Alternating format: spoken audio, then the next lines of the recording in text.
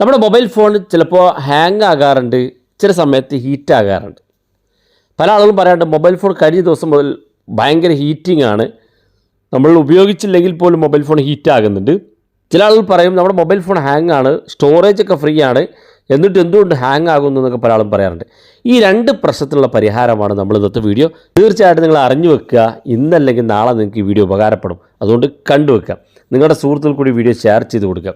അപ്പോൾ ഏതൊക്കെ ഫീച്ചറുകളാണ് ശ്രദ്ധിക്കേണ്ടത്, അത്തരത്തിൽ ഹാങ് ആകുന്നതും ഹീറ്റ് ആകുന്നതും തടയാൻ വേണ്ടി നോക്കാം.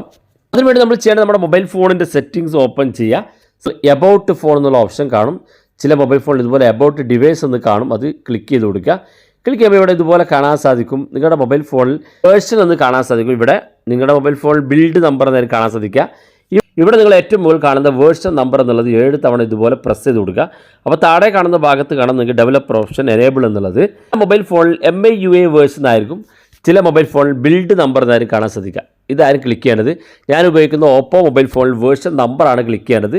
ഇത് 7 തവണ പ്രസ് ചെയ്ത് കൊടുക്കുക. അപ്പോൾ നിങ്ങളുടെ മൊബൈൽ ഫോണിൽ ഒരു പുതിയ സെറ്റിങ്സ് എനേബിൾ ആയത് കാണും. അത് കാണുന്നുണ്ടെങ്കിൽ ഇവിടെ മൊബൈൽ ഫോണിൻ്റെ മെയിൻ സെറ്റിങ്സ് ഭാഗത്തേക്ക് വന്നാൽ ഇവിടെ കാണാം അഡീഷണൽ സെറ്റിങ്സ് എന്നുള്ള ഓപ്ഷൻ, ഇത് ക്ലിക്ക് ചെയ്ത് കൊടുക്കുക.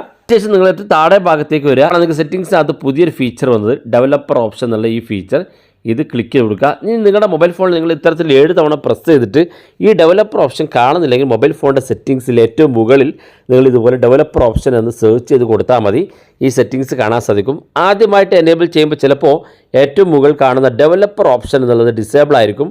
ഇതൊന്ന് എനേബിൾ ചെയ്ത് കൊടുക്കുക.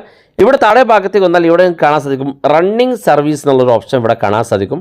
ഇവിടെ ഈ റണ്ണിങ് സർവീസ് എന്നുള്ള ഭാഗത്ത് ക്ലിക്ക് ചെയ്ത് കൊടുക്കുക.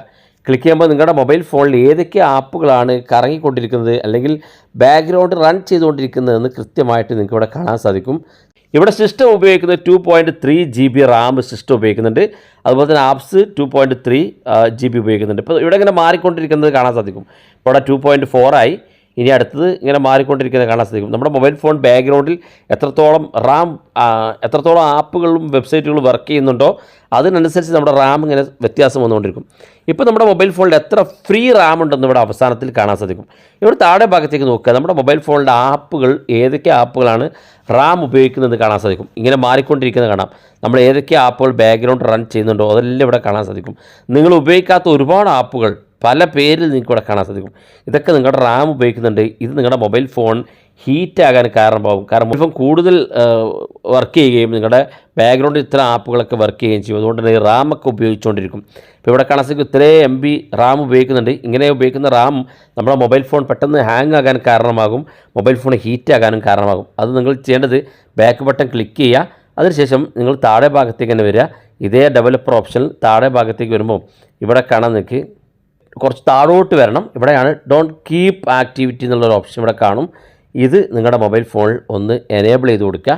ഇത് എനേബിൾ ചെയ്ത് കൊടുത്താൽ നമ്മൾ നേരത്തെ കണ്ട ആപ്പുകൾ ബാക്ക്ഗ്രൗണ്ടിൽ വർക്ക് ചെയ്യുന്നത് ഒരിക്കലും ആക്റ്റീവ് ആയിരിക്കില്ല, അത് ഓഫായി കിടക്കും. അതുകൊണ്ട് തന്നെ മൊബൈൽ ഫോൺ ഫ്രീ ആകുകയും നിങ്ങളുടെ ഹാങ്ങിങ് ആയിട്ടുള്ള പ്രശ്നം പരിഹരിക്കുകയും മൊബൈൽ ഫോൺ ഹീറ്റാക്കുന്ന പ്രശ്നം പരിഹരിക്കുകയൊക്കെ ചെയ്യും. അതുകൊണ്ട് തീർച്ചയായിട്ടും ഇത് എനേബിൾ ചെയ്ത് വെക്കുക. ഓർക്കുക, ഇത് എനേബിൾ ചെയ്ത് വെച്ച് കഴിഞ്ഞാൽ നിങ്ങളുടെ ആപ്പുകൾ ബാക്ക്ഗ്രൗണ്ടിൽ വർക്ക് ചെയ്യില്ല. നിങ്ങൾ ഓപ്പൺ ചെയ്ത് ബാക്ക് അടിച്ച് കഴിഞ്ഞാൽ ആപ്പ് ബാക്ക്ഗ്രൗണ്ടിൽ വർക്ക് ചെയ്യില്ല.